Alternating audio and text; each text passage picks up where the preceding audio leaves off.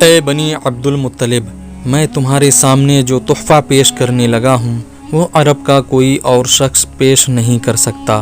اس کے لیے اللہ نے مجھے منتخب کیا ہے۔ مجھے اللہ نے حکم دیا ہے کہ تمہیں ایک ایسے مذہب کی طرف بلاؤں جو تمہاری دنیا کے ساتھ تمہاری عاقبت بھی آسودہ اور مسرور کر دے گا۔ اس طرح رسول اکرم نے پہلی وحی کے نزول کے 3 سال بعد اپنے قریبی عزیزوں کو اسلام قبول کرنے کی دعوت دی۔ خالد اس محفل میں نہیں تھا، اس کا باپ مدعو تھا۔ اس نے خالد کو مذاق اڑانے کے انداز میں بتایا تھا کہ عبد المطلب کے پوتے محمد نے کہا ہے کہ وہ اللہ کا بھیجا ہوا نبی ہے۔ ہم جانتے ہیں عبد المطلب قریش کا ایک سردار تھا۔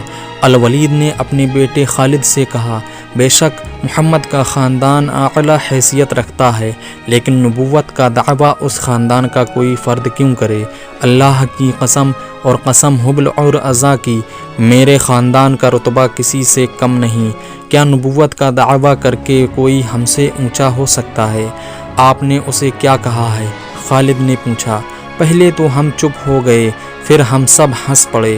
الولید نے کہا، لیکن محمد کے چچا زاد بھائی علی بن ابو طالب نے محمد کی نبوت کو قبول کر لیا۔ خالد اپنے باپ کی طنزیہ ہنسی کو بھولا نہیں تھا۔ خالد کو 629 عیسوی کے ایک روز مکہ اور مدینہ کے راستے میں ایک نخلستان میں لیٹے ہوئے وہ وقت یاد آ رہا تھا۔ رسول اللہ صلی اللہ علیہ وسلم جن کی نبوت کو قریش کے سردار قبول نہیں کر رہے تھے، اس نبوت کو لوگ قبول کرتے چلے جا رہے تھے۔ ان میں اکثریت نوجوانوں کی تھی، بعض مفلس لوگوں نے بھی اسلام قبول کر لیا۔ اس سے نبی کریم صلی اللہ علیہ وسلم کے حوصلے میں جان آ گئی اور آپ صلی اللہ علیہ وسلم نے اسلام کی تبلیغ تیز کر دی۔ آپ صلی اللہ علیہ وسلم بت پرستی کے خلاف تھے۔ مسلمان ان 360 بتوں کا مذاق اڑاتے تھے جو کعبے کے اندر اور باہر رکھے ہوئے تھے۔ طلوع اسلام سے پہلے عرب ایک خدا کو مانتے تھے اور پوجتے ان بتوں کو تھے۔ انہیں وہ دیویاں اور دیوتا کہتے تھے اور انہیں اللہ کے بیٹے اور بیٹیاں مانتے تھے۔ وہ ہر بات میں اللہ کی قسم کھاتے تھے۔ قریش نے دیکھا کہ محمد کے جس دین کا انہوں نے مذاق اڑایا تھا وہ مقبول ہوتا جا رہا ہے، تو انہوں نے آپ صلی اللہ علیہ وسلم کی تبلیغی سرگرمیوں کے خلاف محاذ بنا لیا اور مسلمانوں کا جینا حرام کر دیا۔ خالد کو یاد آ رہا تھا کہ اس نے اللہ کے رسول صلی اللہ علیہ وسلم کو گلیوں اور بازاروں میں لوگوں کو اکٹھا کر کے انہیں اسلام قبول کرنے کی دعوت دیتے اور بتاتے دیکھا تھا کہ بت انہیں نہ فائدہ دے سکتے ہیں اور نہ نقصان۔ عبادت کے لائق صرف اللہ ہے جو وحدہ لا شریک ہے۔ رسول خدا کی مخالفت کے قائد قریش کے 4 سردار تھے۔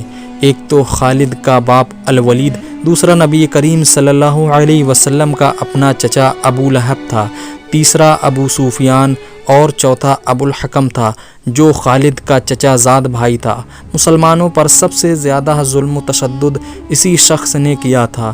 وہ جہالت کی حد تک کینہ پرور اور مسلم کش تھا، اسی لیے مسلمان اسے ابو جہل کہنے لگے تھے۔ یہ نام اتنا عام ہوا کہ لوگ جیسے اس کا اصل نام بھول ہی گئے ہوں۔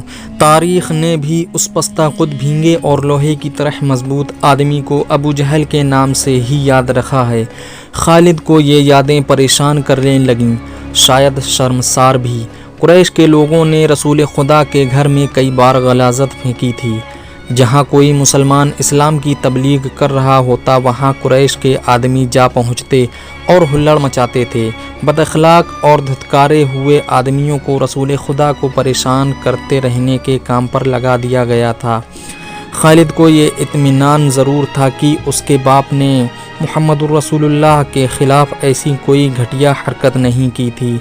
وہ 2 مرتبہ قریش کے 3-4 سرداروں کو ساتھ لے کر رسول خدا کے چچا ابو طالب کے پاس یہ کہنے گیا تھا کہ وہ اپنے بھتیجے رسول خدا کو بتوں کی توہین اور نبوت کے دعوے سے روکے، ورنہ کسی کے ہاتھوں قتل ہو جائے گا۔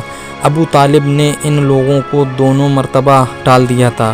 خالد کو اپنے باپ کی بہت بڑی قربانی یاد آئی۔ عمارہ خالد کا بھائی تھا وہ خاص طور پر خوبصورت نوجوان تھا۔ وہ ذہین تھا